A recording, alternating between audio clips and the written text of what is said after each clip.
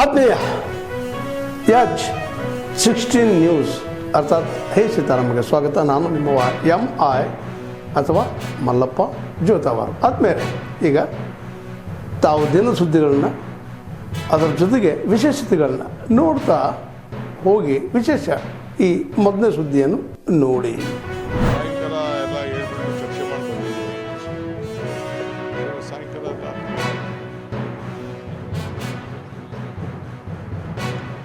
ಸಚಿವ ಕೊಡೋದೆಲ್ಲ ಅಸೆಂಬ್ಲಿ ಮುಗಿಬೇಕು. ಆಮೇಲೆ ಖಾತೆ ಮಾತ್ರ ಮಾಡಲೇಬೇಕಲ್ಲ,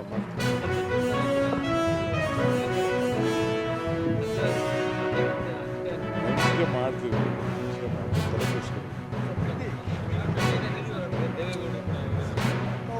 ನಾವು ರಾಜಕೀಯದ ಉಳುವಿಗೋಸ್ಕರ ಅವ್ರು ಹೋರಾಟ ಮಾಡ್ತಾರೆ.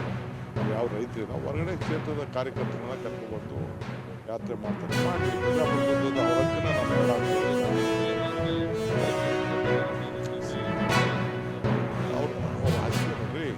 ಅವತ್ತೇ ಹೇಳಿದ್ದೀನಿ, ಅವ್ರು ಮಾಡಿದ ಯೋಜನೆ ನಾವು ಮುಂದುವರ್ಸಿದ್ದೀವಿ. ಅವ್ರು ಮಾಡಿದ ಯೋಜನೆ ಮುಂದುವರ್ಸಿದ್ದೀವಿ. ಅವರು ಕೊಟ್ಟದ್ದು 25 ಲಕ್ಷ ಕೊಡ್ತೀನಿ ಅಂತ ಹೇಳಿದ್ರು. ನಾವು 3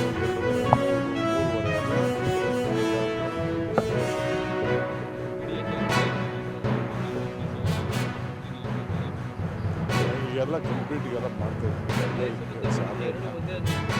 ಅದು ನಾವು ಎಲ್ಲಕ್ಕೂ ಅವರೇ ಸೇನ್ ಹಾಕಿದ್ದು. ನಿಮ್ಗೆ ಗೊತ್ತಿದೆಯಾ? ನೈಸ್ ಯೋಜನೆ ಮಾಡಿದ್ರೆ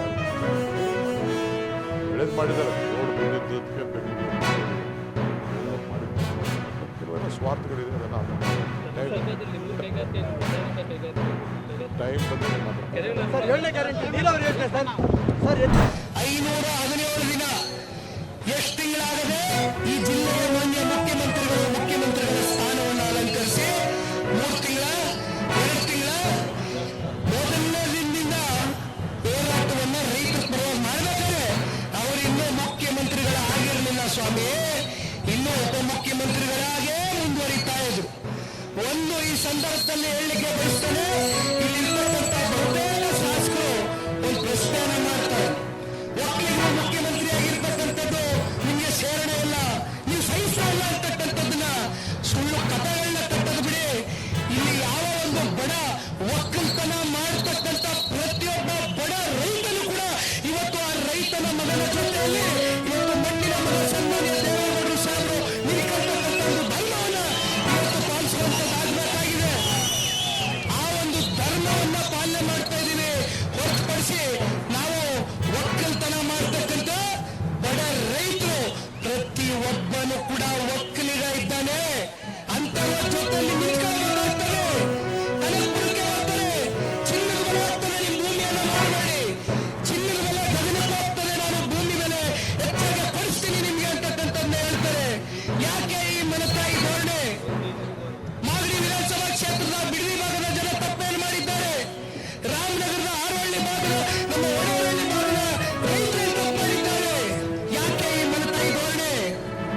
ನಿನ್ನೆಯ ದಿನ ಈ ಒಂದು ಪಾದಯಾತ್ರೆಗೆ ಕಾಂಗ್ರೆಸ್ನವರ ಮನಸ್ಸಿನಲ್ಲಿ ಇವತ್ತು ನಡ್ತಾ ಹುಟ್ಟಿದೆ ಅನ್ನೋದಕ್ಕೆ ಒಂದು ಸಾಕ್ಷಿ ಇವತ್ತು ರಾಜ್ಯ ಸರ್ಕಾರ ನಡೆಸ್ತಾ ಇರ್ತಕ್ಕಂಥವ್ರು ಇವತ್ತು ಎಷ್ಟು ಗಾಬರಿಯಾಗಿದ್ದಾರೆ ಅನ್ನೋದಕ್ಕೆ ನೀವು ನೋಡಬಹುದು. ಇಲ್ಲಿ ವರ್ಡಿಂಗ್ಗಳು ನಮ್ಮ ವಿರುದ್ಧವಾದಂತ ವರ್ಡಿಂಗ್ಗಳನ್ನ ಹಾಕಿದ್ದಾರೆ. ದೊಡ್ಡ ದೊಡ್ಡ ಪುಟದ ಜಾಹೀರಾತುಗಳು ಇವತ್ತು ಎಲ್ಲ ಪತ್ರಿಕಾ ಹಾಗೂ ದೃಶ್ಯ ಮಾಧ್ಯಮಗಳಲ್ಲಿ ಕೋಟ್ಯಾಂತರ ರೂಪಾಯಿ ಕೊಟ್ಟು ಇವತ್ತು ಜಾಹೀರಾತುಗಳನ್ನ ಕೊಟ್ಟಿದ್ದಾರೆ. ಯಾತಕ್ಕೋಸ್ಕರ ಕೊಟ್ರೆ? ಪರಿಶೀಲನಾ ಸಮಿತಿ ಮಾಡ್ತೀನಿ ಎಂದು 4 ವಾರದಿಂದ ಹೇಳಿದ್ರು ಮುಖ್ಯಮಂತ್ರಿಗಳು.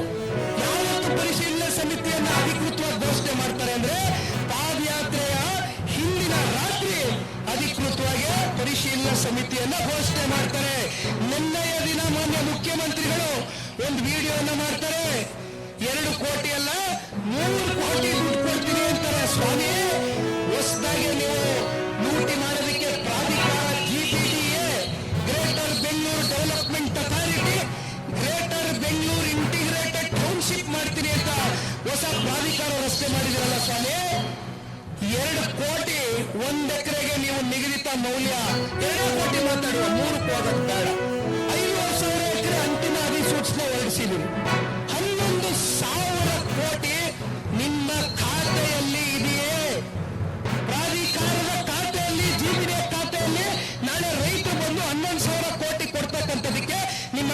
ಕೈಯಲ್ಲಿದ್ರೆ ದಯಮಾಡಿ ನಿಮ್ಮ ಖಾತೆಯ ಪುಸ್ತಕವನ್ನ ಬಹಿರಂಗವನ್ನ ಪಡಿಸಿ 11,000 ಕೋಟಿ ನಮ್ಮ ಹತ್ರ ಇದೆ ಅಂತ 90% ಸಾಲ ತಗೊಳ್ತಾ ಇದ್ದೀರಿ. ಅಲ್ಲೆಲ್ಲ ಬಿಡಿಎನ 2,000 ಈಕ್ವಿಟಿ ತೋರಿಸ್ತೀರಿ. BMRDA ಇಂದ ಹಲವಾರು CS ಸೈಟ್ಗಳನ್ನ ಅಡಮಾನ ಇಟ್ಟಿದ್ದೀರಿ. ಯಾವ ಪುರುಷಾರ್ಥ ಮಾಡ್ತಾ ಇದ್ದೀರಿ? 15,000 ಕೋಟಿ ಪ್ರಾಜೆಕ್ಟ್ ನಲ್ಲಿ 13,000 ಕೋಟಿ ಸಾಲದವರೇ ಹಣಕಾಸಿನ ಇಲಾಖೆಯ ಅಧಿಕಾರಿಗಳು ಸರ್ ಇದು ನಮಗೆ ಫೀಸಿಬಿಲಿಟಿ ಕಾಣ್ತಾ ಇಲ್ಲ, ಬೇಡ 9,000 ಕೋಟಿ ನಾವು ಗ್ಯಾರಂಟಿ ಕೊಡಕ್ಕಾಗಲ್ಲ ಅಂದ್ರು.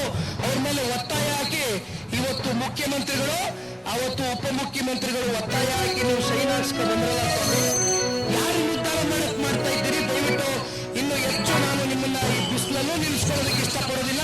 ದೊಡ್ಡವರು ಈ ಸಮಯ ಕೊಟ್ಟು ಬಂದಿದ್ದಾರೆ. ಕೊನೆಯದಾಗಿ ನಾನು ಯಾವ ಮಾಜಿ ಸಚಿವನ ವಿರುದ್ಧ ಇಂಥ ಗಂಭೀರವಾಗಿರುವಂತಹ ಭ್ರಷ್ಟಾಚಾರ ಆರೋಪ ಇದ್ದಾಗ ಒಂದಲ್ಲ ಎರಡಲ್ಲ 100 ಕೋಟಿ ರೂಪಾಯಿಗಳನ್ನ ಪರಿಶಿಷ್ಟ ಪಂಗಡದ ಅಭಿವೃದ್ಧಿಗೆ ಆ ಮಕ್ಕಳಿಗೆ ಮೀಸಲಿಟ್ಟಿರ್ತಕ್ಕಂಥ ಹಣವನ್ನ ಲೂಟಿ ಹೊಟ್ಟೆ ಹೊಡೆದಿರ್ತಕ್ಕಂಥ ವ್ಯಕ್ತಿಯನ್ನು ಮತ್ತೆ ಅವತ್ತು ಕ್ಯಾಬಿನೆಟ್ಗೆ ಹ್ಯಾಕ್ ತೆಗೆದುಕೊಳ್ಳೋದಕ್ಕೆ ಸಾಧ್ಯ? ಮುಖ್ಯಮಂತ್ರಿಗಳಿಗೆ ಏನಂತ ಒತ್ತಡ ಇತ್ತು ಮುಖ್ಯಮಂತ್ರಿಗಳ ಮೇಲೆ ಆಗಲಿ AICC ಮೇಲೆ ಆಗಲಿ, ಅಂತ ಏನು ಒತ್ತಡ ಇತ್ತು? ನಮಗೆ ಇರುವಂತಹ ಮಾಹಿತಿ ಪ್ರಕಾರ ಅವರು ಏನು ನಾಗೇಂದ್ರ ಅವರು ಕಾಂಗ್ರೆಸ್ ಹೈಕಮಾಂಡನ್ನು ಕೂಡ ಬ್ಲ್ಯಾಕ್ ಮೇಲ್ ಮಾಡಿದ್ದಾರೆ, ಹೆದರಿಸಿದ್ದಾರೆ. ನಾವು ಸತ್ಯವನ್ನೆಲ್ಲವೂ ಕೂಡ ಮಾಧ್ಯಮದಿಂದ ಬಿಚ್ಚಿಡಬೇಕಾಗ್ತದೆ, ನನ್ನನ್ನು ಕ್ಯಾಬಿನೆಟ್ ತೆಗೆದುಕೊಳ್ಳದೆ ಇದ್ರೆ ಈ ರೀತಿ ಬೆದರಿಕೆ ಹಾಕಿದ್ದಾರೆ ಅನ್ನೋ ಮಾಹಿತಿ ಕೂಡ ಕಾಂಗ್ರೆಸ್ ವಲಯದಲ್ಲಿ ಚರ್ಚೆ ಆಗ್ತಾ ಇದೆ. ಹಾಗಾಗಿ ಇದರ ಪರಿಣಾಮನೇ ಇಂಥ ಘೋರ ಅನ್ಯಾಯ ಮಾಡಿರ್ತಕ್ಕಂಥ ಇಂಥ ಮಹಾ ಭ್ರಷ್ಟಾಚಾರ ಮಾಡಿದಂಥ ವ್ಯಕ್ತಿಯ ವಿರುದ್ಧ ಕೋರ್ಟ್ ನ್ಯಾಯಯುತ ಚಾರ್ಜ್ ಶೀಟ್ ಸಲ್ಲಿಸಿದ್ರು ಕೂಡ ತನಿಖೆ ಆಗಿ ಅಂಥ ವ್ಯಕ್ತಿನ ಇಷ್ಟು ಆತುರವಾಗಿ ಕ್ಲೀನ್ ಚಿಟ್ ಸಿಗೋಕ್ಕೂ ಮುಂಚೆನೆ ಅವರನ್ನ ಕ್ಯಾಬಿನೆಟ್ ತೆಗೆದುಕೊಂಡಿದ್ದಾರೆ ಅಂತ ಹೇಳಿದ್ರೆ ಇವತ್ತು ಆ ಸಮುದಾಯಕ್ಕೆ ಮಾಡಿರ್ತಕ್ಕಂಥ ಅಪಚಾರ ಕಾಂಗ್ರೆಸ್ ಸರ್ಕಾರ. ಕಾಂಗ್ರೆಸ್ ಪಕ್ಷ ಇವತ್ತು ಪರಿಶಿಷ್ಟ ಪಂಗಡದ ಸಮುದಾಯಗಳಿಗೆ ಇವತ್ತು ಅನ್ಯಾಯ ಮಾಡಿದ್ದಾರೆ. ನಾಗೇಂದ್ರ ಅವರನ್ನ ಕ್ಯಾಬಿನೆಟ್ಗೆ ತೆಗೆದುಕೊಳ್ಳುವ ಮೂಲಕ ಅದು ಭಾರತೀಯ ಜನತಾ ಪಾರ್ಟಿ ಸದನದ ಒಳಗಡೆನೂ ಕೂಡ ನಾವು ಹೋರಾಟವನ್ನು ಮಾಡ್ತೇವೆ, ಸದನದ ಹೊರಗಡೆ ರಾಜ್ಯಾದ್ಯಂತ ಇದ್ರ ಬಗ್ಗೆ ಹೋರಾಟವನ್ನು ಮಾಡಬೇಕು ಅಂತ ತೀರ್ಮಾನ ಮಾಡಿದ್ದೇವೆ. ಯಾವುದೇ ಕಾರಣಕ್ಕೂ ಬಿಡದಿ ಪಾದಯಾತ್ರೆ ಬಗ್ಗೆ ಯಾರಿಗೂ ಕೂಡ ಗೊಂದಲ ಇರುವಂತ ಅವಶ್ಯಕತೆ ಇಲ್ಲ. ನಾನು ಕೂಡ ಕಳೆದ ವಾರ ಮಾನ್ಯ ಕುಮಾರಸ್ವಾಮಿ ಅವರ ಜೊತೆಲಿ ದೂರವಾಣಿ ಮುಖೇನ ಮಾತನಾಡಿದಾಗ ಕುಮಾರಸ್ವಾಮಿ ಅವರೇ, ನಾವು ಬಿಜೆಪಿನೂ ಕೂಡ ನಾವು ರೈತರ ಪರವಾಗಿ ಇದ್ದೇವೆ, ಬಿಜೆಪಿ JDS ಇಬ್ಬರು ಸೇರಿ ನಾವು ಈ ಪಾದಯಾತ್ರೆನ ಹಮ್ಮಿಕೊಳ್ಳೋಣ, ತೊಂದರೆ ಇಲ್ಲ ಅನ್ನೋ ಮಾತು ನಾನು ಕೂಡ ಹೇಳಿದ್ದೆ. ಅವರು ಕೂಡ ಸಕಾರಾತ್ಮಕ ಸ್ಪಂದನೆ ಕೂಡ ಮಾಡಿದ್ರು. ತದನಂತರದಲ್ಲಿ JDS ಕಡೆಯಿಂದ ಪಾದಯಾತ್ರೆ ಘೋಷಣೆಯನ್ನು ಕೂಡ ಮಾಡಿದ್ರು, ದಿನಾಂಕವನ್ನು ಕೂಡ ಘೋಷಣೆ ಮಾಡಿದ್ರು.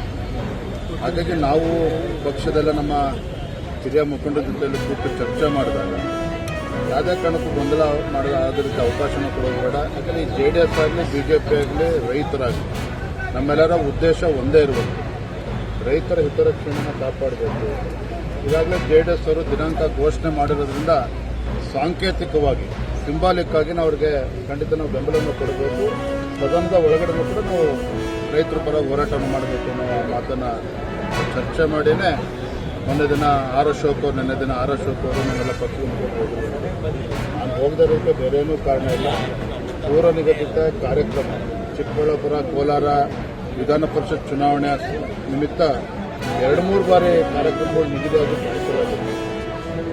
ಭಾನುವಾರನೇ ಮಾಡಬೇಕು ಅಂತ ಅವ್ರ ಅಪೇಕ್ಷೆ ಇತ್ತು. ಅದಕ್ಕೆ ಪೂರ್ವ ನಿಯೋಜಿತ ಕಾರ್ಯಕ್ರಮದ ಪ್ರಕಾರ ನಾನು ನನ್ನ ಕೋಲಾರ ಚಿಕ್ಕಬಳ್ಳಾಪುರ ಹೋಗಿದ್ದೆ ವಿನಃ ಮತ್ತೆ ಸಾಂಕೇತಿಕವಾಗಿ ಅಂತ ಹೇಳಿದ ಮೇಲೆ ನಮ್ಮ ಆರ್ ಅಶೋಕ್ ಅವರು ನಮ್ಮ ಮುಖಂಡೆಲ್ಲ ಹೋಗಿದ್ದಾರೆ. ಇದ್ರ ಬಗ್ಗೆ ನಮ್ಮಲ್ಲಿ ಯಾವುದೇ ರೀತಿ ಗೊಂದಲ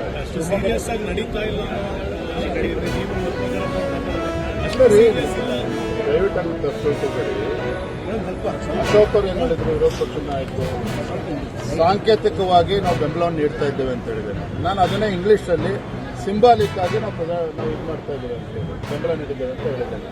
ಇದು ಎರಡನೇದು, ನಾನು ಹೇಳಿರ್ತಕ್ಕಂಥ ಉದ್ದೇಶ ನೀವು ತಪ್ಪು ತಿಳ್ಕೊಳ್ತಾ ಇದ್ದೀರಿ.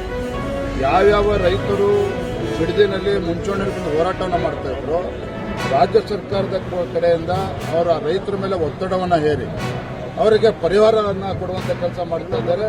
ಕೆಲವು ರೈತರಿಂದ ಹಿಂದೆ ಸರಿಕೊಳ್ತಾ ಇದ್ದಾರೆ. ಇದೇ ವಿಚಾರವನ್ನು ನಾನು ಅವತ್ತು ಮಂತ್ರಿಗಳ ಜೊತೆಲೂ ಕೂಡ ಹೇಳಿರುವಂಥದ್ದು. ಅರ್ಥ ಭಾರತೀಯ ಜನತಾ ಪಾರ್ಟಿಗೆ ಇದರಲ್ಲಿ ಆಸಕ್ತಿ ಇಲ್ಲ, ಇವತ್ತು JDS ಅಷ್ಟೇ ಮುಂದ್ಬಿಟ್ಬಿಟ್ಟಿದ್ದಾರೆ. ಖಂಡಿತ ಆ ಥರದ್ದೇನೂ ಇಲ್ಲ. ನೀವು ಸದನದಲ್ಲೂ ಕೂಡ ನೋಡ್ತಾರೆ. ಬಿಡದಿ ವಿಚಾರದಲ್ಲಿ ಬಿಡದಿ ವಿಚಾರ ಇರ್ಬೋದು, ಏರ್ಪೋರ್ಟ್ ವಿಚಾರ ಇರ್ಬೋದು. ಇನ್ನು ನಾನು ಚಿಕ್ಕಬಳ್ಳಾಪುರ ಹೋದಾಗ ಶಿಡ್ಲಘಟ್ಟದಲ್ಲಿ ಅಲ್ಲೂ ಕೂಡ KDB ಭಾಳ ಬಲವಂತವಾಗಿ ಜಮೀನನ್ನು ಒತ್ತುವರಿ ಮಾಡ್ಕೊಳ್ಳೋಕೆ ಹೊರಟಿದ್ದಾರೆ. ಅಂದರೆ ರೈತರ ವಿಚಾರದಲ್ಲಿ ನಾವು ಖಂಡಿತ ನಾವು ಭಾರತೀಯ ಜನತಾ ಪಾರ್ಟಿ ರೈತರ ಪರವಾಗಿರ್ತೇವೆ. ಯಾವುದೇ ಗೊಂದಲಕ್ಕೆ ಅವಕಾಶ ಇಲ್ಲ. ತಾವೆಲ್ಲ ಇಲ್ಲಿವರೆಗೆ ಸುದ್ದಿಗಳನ್ನು ನೋಡಿದಿರಿ, ಜೊತೆಗೆ ವಿಶೇಷ ಘಟನೆಗಳನ್ನು ಸಹ ನೋಡಿದಿರಿ. ಅದು ನಿಮ್ಗೇನು ಅನ್ನಿಸ್ತು? ನಿಮಗೆ ಲೈಕ್ ಮಾಡಿರಿ, ಶೇರ್ ಮಾಡಿರಿ, ಕಾಮೆಂಟ್ ಮಾಡಿರಿ, ಜೊತೆಗೆ ಸಬ್ಸ್ಕ್ರೈಬ್ ಮಾಡಿಸ್ಬೇಡ್ರಿ. H16 ನ್ಯೂಸ್ ಅರ್ಥಾತ್ ಸಿದ್ದರಾಮಯ್ಯ ಸತ್ಯದ ಕೈಗನ್ನಡಿ ವಂದನೆಗಳು.